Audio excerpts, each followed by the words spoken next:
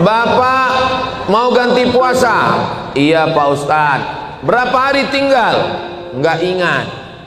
Akil balik umur berapa? Umur 10. Sekarang 40. Berarti 30 tahun nggak puasa. Selama Ramadan biasanya puasa berapa hari? Hari pertama dan hari terakhir. Berarti 1 tahun 28 hari.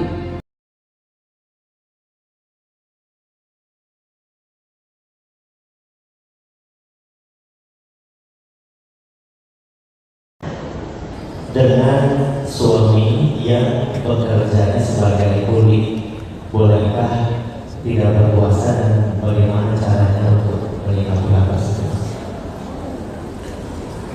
Bagi pekerja berat, kerja tambang, mohon maaf tadi pertanyaannya kuli, pemikul di pelabuhan, pagi dia tetap makan sahur. Tidak boleh dia berniat hari ini saya nggak puasa, nggak boleh. Dia tetap makan sahur. Ketika dia bekerja dia tidak sanggup, dia buka. Dia batalkan puasanya, nanti dia ganti di hari yang lain. Begitu kata ulama, pendapat yang paling kuat yang saya pilih. Nggak boleh kita ini berniat nggak puasa, itu nggak boleh. Tetap dia berniat puasa. Ketika dia tidak kuat, dia minum, dia makan. Catat berapa yang tinggal. Ya Allah, saudara-saudaraku, sebetulnya mereka ini imannya kuat, tapi takdir berkata lain. Makanya saya anjurkan bayar zakat itu sebelum Ramadan. Supaya apa? Ada saudara kita yang pekerja berat, supaya mereka bisa berpuasa. Kasih mereka, Bapak berapa kebutuhannya sebulan? 3 juta, kasih dia, supaya dia bisa berpuasa dengan keluarganya nanti di luar Ramadan. Tapi kalau tidak bisa juga, maka begitulah caranya, nanti digantinya di luar Ramadan. Itu bagi pekerja berat. Jelas? Wallahu a'lam. Ustaz, pertanyaan kedua. Assalamualaikum Ustaz. Waalaikumsalam. Bagaimana cara mengganti puasa yang lupa berapa hari batalnya? Bapak mau ganti puasa? Iya Pak Ustadz. Berapa hari tinggal? Nggak ingat. Akil balik umur berapa? Umur 10. Sekarang 40. Berarti 30 tahun nggak puasa. Selama Ramadan biasanya puasa berapa hari? Hari pertama dan hari terakhir. Berarti 1 tahun 28 hari. Berarti kalau 10 tahun 280 hari. Itu kelihatannya aja banyak Pak. Tapi kalau diqadha 1 tahun lunas 90 hari. Senin Kamis, Senin Kamis, Senin Kamis 8 hari. 10 bulan 80 hari. 11 bulan 88 hari. Tambah 2 hari 90 hari setahun. Kalau dilaksanakan, badan sehat, hutang lunas, dan bonus irit belanja. Alah, kayak Ustadz Somad nggak pernah aja tinggal puasa. Saya pernah tinggal puasa. Waktu di Mesir 4 tahun nggak ada tinggal. Waktu di Maroko 2 tahun nggak ada tinggal. Tapi sebelum berangkat dulu waktu sekolah pernah tinggal. Waktu saya puasa datang kawan saya bawa soto Medan. Padahal bulan puasa kan setan sedang dibelenggu. Rupanya setan datang bawa soto Medan. Tapi udah saya ganti. Kita juga pernah silap, pernah salah. Maka yang lalu-lalu kita ganti. Yang nggak tahu cara ngitungnya, hitung terbanyak. Kalau hitungannya ternyata 90, dia ganti 100, yang 10 itu terhitung sebagai amalan puasa sunnah. Misalnya ibu sholat zuhur di sini. Habis sholat zuhur pulang ke rumah. Suaminya baru pulang musafir. Kata suaminya, saya mau sholat mah. Ibu ikut lagi. Sholat yang pertama itu menggugurkan kewajiban. Sholat yang kedua di rumah namanya fadilah, dapat pahala keutamaan sunnah. Begitu juga dengan puasa. Puasa kita yang berlebih itu dihitung sebagai puasa sunnah. Wallahu a'lam. Pertanyaan ketiga Ustaz dari jemaah, bagaimana cara kita bisa istiqomah merawat spirit Ramadan jika di luar Cara istiqomah yang pertama berjamaah. Tadi banyak sekali foto-foto dengan ibu-ibu komunitas ini, komunitas Asyifa ulang tahun yang ke-6, komunitas ini banyak sekali. Bagus. Jadi ibu-ibu yang sudah ini pun saya lihat komunitas ini banyak ini. Kelihatan dari warna jilbabnya. Ada yang jilbab pink, ada yang hitam. Yang sudah berjamaah mudah-mudahan istiqomah. Ngaji rutin pekanan sore Jumat, ada ngaji bulanan, ada grup WhatsApp, supaya di setiap bulan itu diajak kawan, kasih tugas. Untuk bulan ini kamu yang bertugas tahajud call, telepon kami ya. Pekan ini kamu yang bertugas, telepon, bro, brother, sister, tahajud, tahajud, tahajud, tahajud. Habis itu dia pun tidur. Jadi dengan berjamaah, jangan sendirian, jangan sendirian. Man syadza finnar, siapa yang sendirian masuk neraka. Maka mesti berjamaah. Syarat yang pertama supaya kita ini bisa istiqomah berjamaah. Saya berjamaah. Kami ada komunitas, ada muzakarah, saling mengingatkan. Kalau saya salah diluruskan. Saya nggak bisa berkata saya, nggak bisa. Kami, iyyaka na'budu wa iyyaka nasta'in. Yang kedua, bagaimana supaya kita istiqomah? Kalau ada orang sakit, lihat. Melihat orang sakit itu, banyak orang menyangka kalau dia melihat orang sakit dia sedang membahagiakan. Bukan. Melihat orang sakit itu nasihatnya ke kita. Kamu pun juga bisa sakit. Makanya menjenguk orang sakit itu lebih banyak doa. Jangan nanya. Ini nanya, sakitnya mana? Biayanya berapa? Bertambah sakit ya. Waduh, kalau kayak gini sakitnya kayaknya nggak sampai hari Jumat meninggal ini. Jangan banyak ngomong, melihat orang sakit. Yang ketiga, lihat orang mati. Nggak ada orang menasehati saya.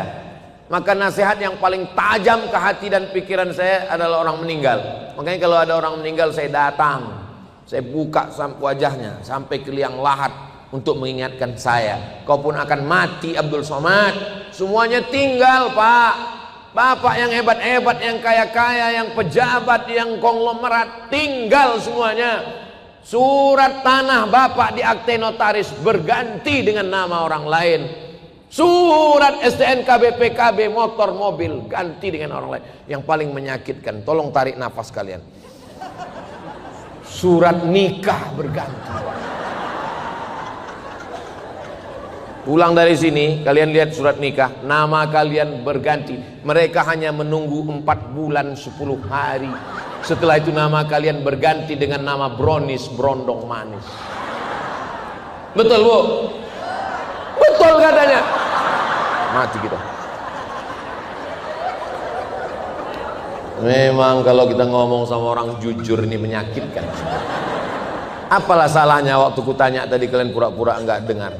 Ataupun kalau penjawab dalam hati aja. Mudah-mudahan kita semuanya istiqomah. Berjamaah, tengok orang sakit, tengok orang mati. Enggak juga masuk ke dalam liang lahat. Insyaallah. Ya muqallibal qulub, wahai engkau yang membolak-balikkan hati, sabbit qulubana, kokohkan hati kami ya Allah. Mudah-mudahan kita semuanya istiqomah. Doakan Ustaz Somad istiqomah. Dan pertanyaan berikutnya, bagaimana cara menyikapi seorang tokoh atau pemuka agama yang melakukan pelecehan seksual terhadap jamaahnya, sementara teman-temannya banyak yang menuduhi kasus ini? Laporkan ke polisi, enggak bayar. Kumpulkan bukti, rekaman, apapun buktinya, laporkan ke polisi, jatuhkan hukuman. No viral, no justice.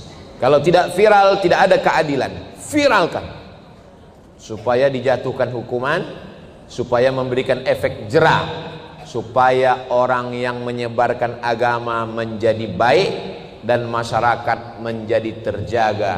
Niatkan karena Allah, lillahi ta'ala.